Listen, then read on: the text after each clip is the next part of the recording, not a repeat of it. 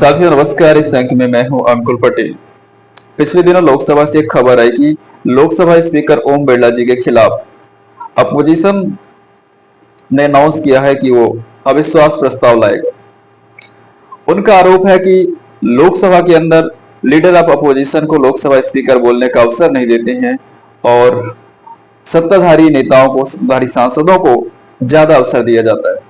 साथ ही इस बात में कितनी सच्चाई है, यदि आप लोकसभा की वीडियो देखते हैं तो आपको जरूर इसकी सच्चाई पूरी पता होगी। पहली बात, लीडर ऑफ अपोजिशन को कब, कहां, कौन सी बात रखनी चाहिए उसका कोई ज्ञान नहीं है। एक बड़े नामदार होने की वजह से वो लीडर ऑफ अपोजिशन बने हैं। ठीक है, संसदीय व्यवस्था है, यदि उसमें कोई लोकसभा का अध्यक्ष बनता है या अपोजिशन का लीडर बनता है या कोई भी पद उसको संसदीय प्रणाली को पालन करते हुए मिलता है तो ये अच्छी बात है। लेकिन पद मिलने के बाद क्या उसकी कोई जिम्मेदारी नहीं होती है? पद मिलने के बाद क्या उसकी देश के प्रति, संसद के प्रति, लोगों के प्रति क्या कोई भूमिका नहीं बनती है? बराबर बनती है, चाहे वो देश के प्रधानमंत्री हो, चाहे चुना हुआ एक जनप्रतिनिधि क्यों ना हो। लीडर ऑफ अपोजिशन की जब हम बात करते हैं, आदरणीय राहुल गांधी, उनके अभिभाषणों को यदि सुना जाए, उनके वक्तव्य को यदि सुना जाए तो ऐसा लगता है कि वो वक्तव्य जो ना तो उसमें कोई सार रहता है, ना कोई तथ्य रहता है, ना किसी विषय को उजागर करने की कोई मंशा रहती है। विरोध का एक ऐसा नशा जिसकी मदहोशी में वो क्या बोल जाएंगे, किसको क्या कह देंगे, इसका कोई उन्हें ज्ञान नहीं रहता है। मंद बुद्धि के जैसे बालक अपनी डिमांड ऐसे रखते हैं कि वो पूरी हो या ना हो, लेकिन डिमांड बड़ी तगड़ी होती है। राहुल गांधी बाहें चढ़ा चढ़ा करके अपनी बातें जिस प्रकार से करते हैं, क्या वो बात भारतीय लोकतंत्र के मूल्यों के अनुकूल है? पहली बात, जिससे मूल्य का मतलब ही नहीं है, जिसे शिष्टाचार का ज्ञान ही नहीं है, सिर्फ एक बड़े खानदानी शहजादे की भूमिका में होकर के जो भूमिका अदा कर रहे हैं, उससे देश का बहुत बड़ा नुकसान हो रहा है। लोकसभा स्पीकर बार बार हिदायत देते हैं नियमों कानूनों के अंतर्गत रह करके बात की जाए, किसी के प्रति आरोप लगाने से पहले तथ्यों का विश्लेषण खुद कर लिया जाए, तो इसमें कौन सा गलत है? रूल बुक बताते हैं, नियम बताते हैं, लेकिन लीडर ऑफ अपोजिशन को तो ना नियम से मतलब है। उनको लगता है कि जो संसद है देश की, वो उनकी बपौती है, उनके खानदान की जागीर है, जबकि ऐसा नहीं है। लोकतंत्र के मंदिर में सबका अपना सम्मान है, सबका अपना स्थान है। हमें सबके सम्मान की चिंता करनी चाहिए।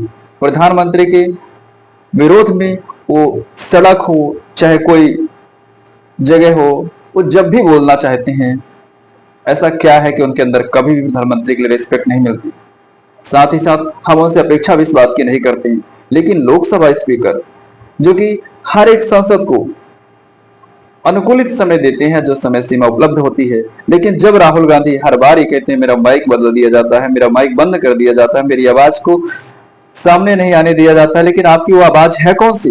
वो आवाज जो विदेशों से मिली हुई है, वो आवाज जो भारत की गरिमा को हमेशा ठेस पहुंचाती है, वो आवाज एक चुने हुए प्रधानमंत्री के विरोध में न जाने क्या बक दी।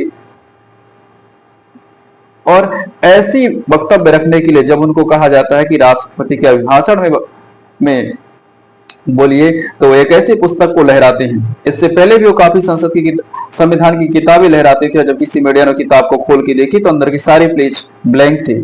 वो एक पुस्तक जैसे नरवणे जी ने लिखा बता रहे हैं, ना नरवणे जी स्वीकार कर रहे हैं, ना उसका प्रकाशक स्वीकार कर रहा कि मैंने इसको प्रकाशित किया है, लेकिन उस पुस्तक का हवाला देकर के ऐसी मिथ्या, ऐसी जानकारी, वो भी खास करके देश की सिक्योरिटी के साथ खिलवाड़ कर रहे हैं। एक लीडर ऑफ अपोजिशन को क्या शोभा देता है? अपनी महिला सांसदों को बोलते हैं जाइए प्रधानमंत्री कुर्सी को घेर लीजिएगा। क्या ये लोकतांत्रिक मर्यादाओं के खिलाफ है? सीधा सीधा लोकसभा अध्यक्ष पर आरोप लगा देना, लोकसभा अध्यक्ष पर आरोप लगा देना, और जब आप संसद में खड़े होते हैं आप कोई भी एक तथ्यात्मक बात नहीं रख पाते। वोट चोरी का आपने जिस प्रकार से प्रोपोगेंडा रचा था, बिहार की जनता ने आपको बता दिया, बड़ा स्क्रीन लगा करके दिखा रहा था कि इतने सारे लोग का वोटर लिस्ट से नाम हटाया गया। देश की एक जनता ने सिंगल आवाज भी नहीं उठाई कि मेरा नाम कटा है वोटर लिस्ट से। दरअसल इनको वोट बैंक की चिंता, इनको देश की चिंता नहीं है। इनको विरोध के नाम पर इनको सत्ता की चिंता है कि इनकी सत्ता कब मिल जाए, और देश की जनता इन बातों को खूब समझती है। और जब वोटिंग का समय आएगा कि जो वोट चोरी का नारा था, जनता ने उसका करारा जवाब दे दिया। साथियों, हम ना तो किसी पार्टी के समर्थक हैं, ना किसी पार्टी की विरोधी है, लेकिन लीडर ऑफ अपोजिशन कांग्रेस जिस प्रकार से दिशा विहीन और जिस प्रकार से देश को नुकसान करने पहुंचाने वाली राजनीति कर रही है, इससे एक सामान्य युवा होने के नाते ये जरूर चिंता का विषय है।